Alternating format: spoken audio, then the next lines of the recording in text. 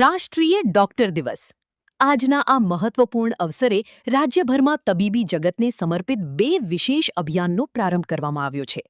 રાજ્ય સરકાર દ્વારા આજે સ્વચ્છતા અભિયાન અને અમૃતપાન અભિયાનનો રાજ્યવ્યાપી શુભારંભ કરવામાં આવ્યો છે.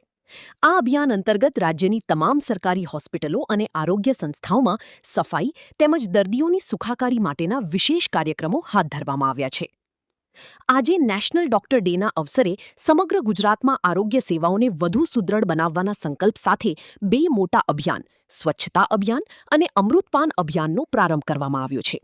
પાટનગર ગાંધીનગર ખાતે આ અભિયાનના રાજ્યવ્યાપી ઉદ્ઘાટન પ્રસંગે મુખ્યમંત્રી શ્રી ભૂપેન્દ્રભાઈ પટેલ અને આરોગ્ય મંત્રી શ્રી પ્રફુલ પાનસેરિયા ખાસ ઉપસ્થિત રહ્યા હતા. મુખ્યમંત્રીએ આ પ્રસંગે રાજ્યની તમામ સરકારી હોસ્પિટલોમાં સ્વચ્છતા અને દર્દીઓની સંભાળના ધોરણોને વધુ ઉચ્ચ બનાવવા પર ભાર મૂક્યો હતો. આ અભિયાનમાં રાજ્યભરની સરકારી હોસ્પિટલો અને વિવિધ આરોગ્ય સંસ્થાઓ જોડાઈ છે. વડોદરાની વાત કરીએ તો શહેરની પ્રખ્યાત સયાજી હોસ્પિટલના ઓડિટોરિયમમાં પણ આ કાર્યક્રમનું આયોજન કરવામાં આવ્યું હતું. આ પ્રસંગે વડોદરાના mayor Gitaben Makwana, deputy mayor Aditya Patel, Vadodara મહાનગરપાલિકાના સ્થાયી સમિતિ અધ્યક્ષ વર્ષાબેન વ્યાસ તેમજ સયાજી હોસ્પિટલના સુપરિન્ટેન્ડન્ટ ડોક્ટર રંજન અય્યર સહિત જિલ્લા આરોગ્ય અધિકારીઓ અને મેડિકલની ટીમ વિશેષ ઉપસ્થિત રહી હતી.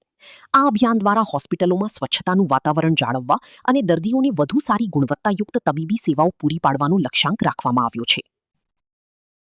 આજ રોજ તારીખ 1 જુલાઈ હેપી ડોક્ટર્સ ડેના દિવસે આપણા રાજ્યના માનનીય મુખ્યમંત્રી શ્રી ભૂપેન્દ્રભાઈ પટેલ દ્વારા અને સમગ્ર આરોગ્ય વિભાગ દ્વારા નમો સ્વચ્છતા અભિયાન તથા અમૃતપાન અભિયાન આ બંને અભિયાનનો પ્રારંભ કરવામાં આવ્યો છે.